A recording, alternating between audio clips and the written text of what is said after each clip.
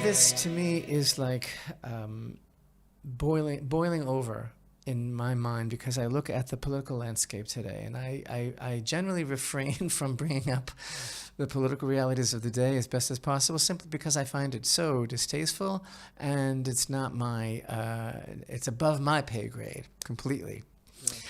But the thing is, I think that it behooves us to mention that everything that we're describing here in terms of the grooming of a person who is developing a certain fine sense of what's right and what's wrong, and wanting to be of benefit to other people, wanting to be kind, wanting to bring people, light and love and happiness. That's what kindness is all about. It's about making an improvement in the world, right? All of that is like the very opposite of the manifestations of so many aspects of society today. And that is what is manifest in the political climate. When you look, for example, at the level to which political campaigns have sunk to, the mood, right? The disqualification, the cancellation of basically anybody that doesn't agree with what's been set by whatever office, and then amplified by the media. And anybody that thinks and disagrees, anybody that thinks differently and disagrees, is basically totally canceled. There's no decency, no tolerance, no respect. There's a whole story I was reading about in America about voter intimidation, right? About this so-called voter intimidation. The thing is, there's a whole group of people in America now that are being branded as being anti-democratic because their ideas are not what is considered to be acceptable now. So here in Israel, right? And I want to speak about this because I know that there are many of our viewers and listeners that are sincerely curious about what it all means, right? Because the headlines give you one story only, right? So here the big story is the victory of Netanyahu and what's being branded as the rise of the far right. Yes. So the rise of the far right is of tremendous concern to American Jews, to the American administration, talking about how like Netanyahu has mainstreamed radicals and how and people bemoaning the fact that the left is basically disintegrated completely. And so then you have also editorials and pundits and screaming headlines and politicians talking about how basically Israel is at the abyss. And it's a nightmare. How could this have happened? And we have to do everything in our power to stop it and all this sort of thing. But the fact is that the voter turnout was so high, and the representation of the parties that were elected was so great that this is obviously the will of the people, right? So you have someone like my old favorite, Thomas Friedman, right? New York Times senior columnist Thomas Friedman.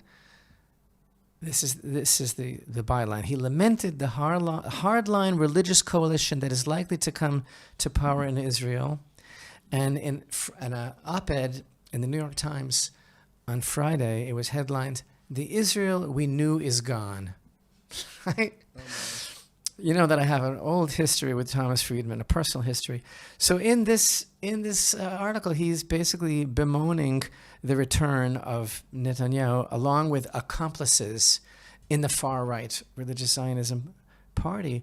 And what has Thomas Friedman done for Israel, and what business is it of his? I don't know. But that's another point. The point being, again, I thought, at least this is how it was when I grew up, I thought that democracy means that people vote for who they want to vote for and who they feel they identify with and who they trust and who, or at least who they would like to trust and and what type of direction they would like to see.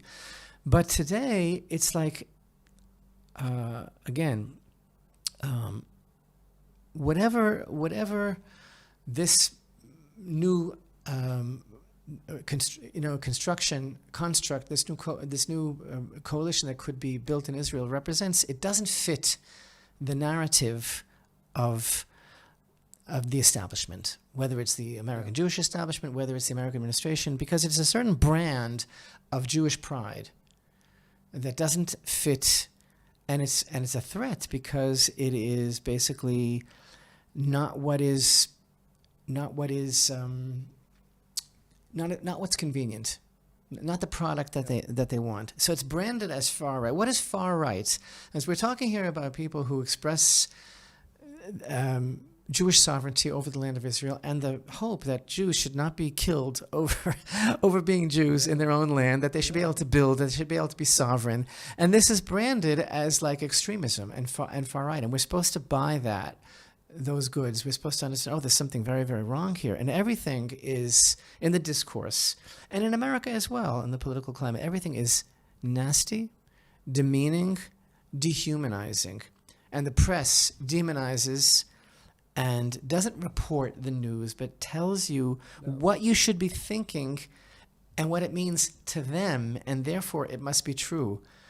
And this is something that needs to be addressed, because it is so the opposite of everything that we spent the first 55 minutes speaking about today.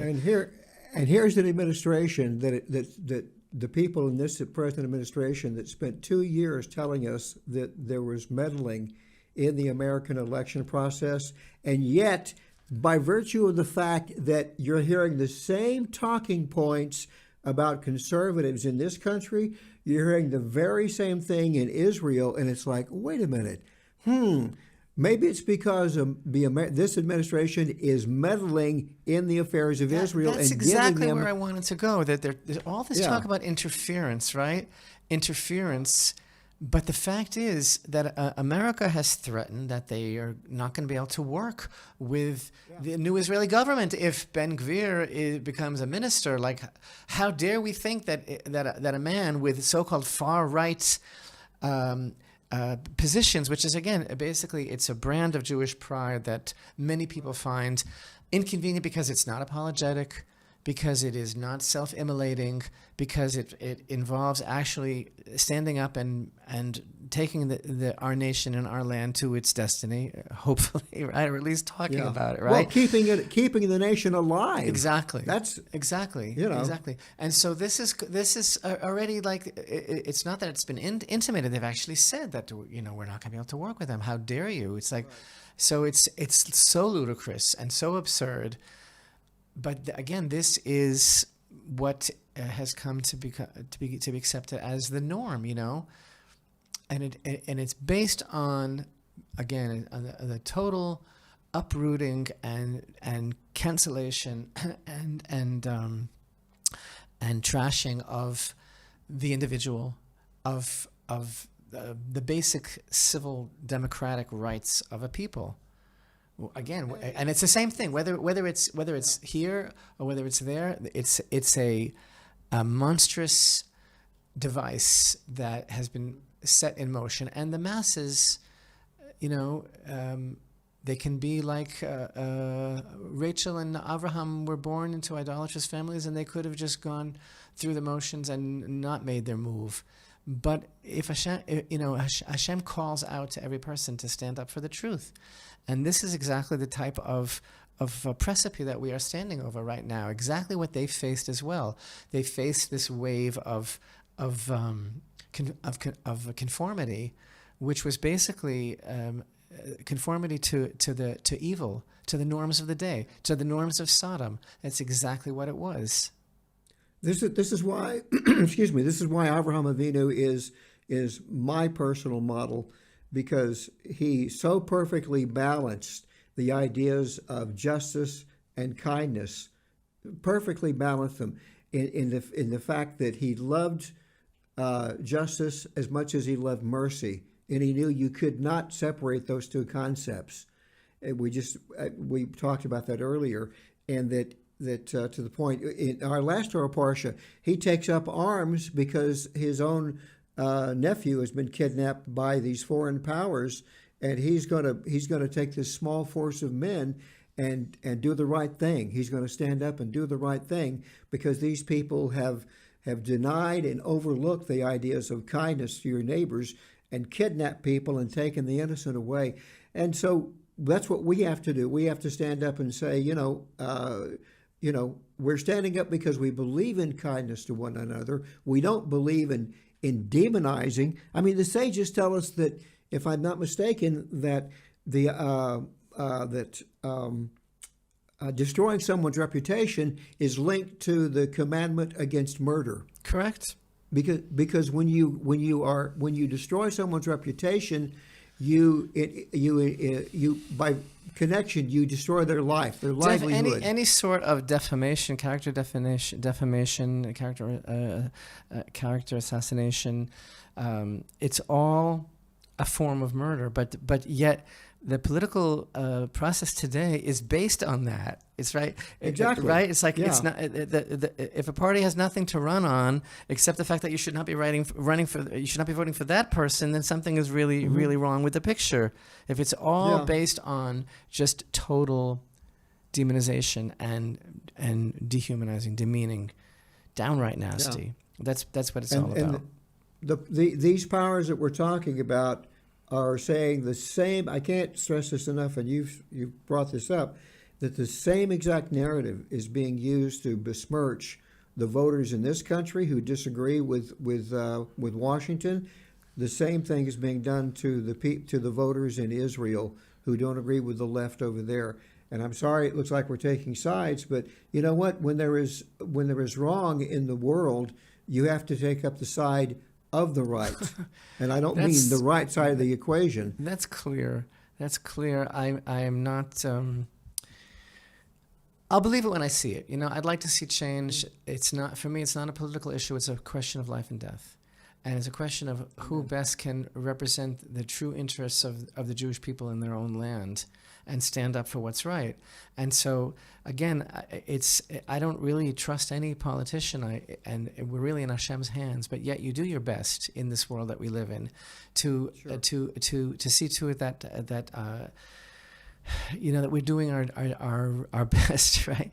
And so when we hear this kind of talk about the rise of the far right, what we're really talking about is we're talking about people that have the audacity to say, well, you know what, we have the right to live here without being killed. We have the right to be independent, and we have the right to be more than stable, but to be a thriving society, not dependent on anyone else's permission. And that's what irks, apparently, a lot of the powers that be. And that's what it really all boils down to. That's Israel's right to, if we're to believe what all the pundits over here say about democracy, Israel has a right. It has a duty, in fact. Israel has a duty to take its place among the nations as a sovereign nation, apart from the meddling and the interference of other nations. That's what we're supposed to show people. What happened to that whole idea that democracy means that everybody votes according to their conscience, and it's the most basic thing in the world, and it's everyone's basic right, and it's to be respected and to be lauded. Whatever happened to that? Now it's like there's something really, really wrong with you. You're dangerous. You're subversive. You are practically a criminal if you disagree. Mm-hmm. Yeah. Well, which is exactly what Nimrod's whole thing was as well.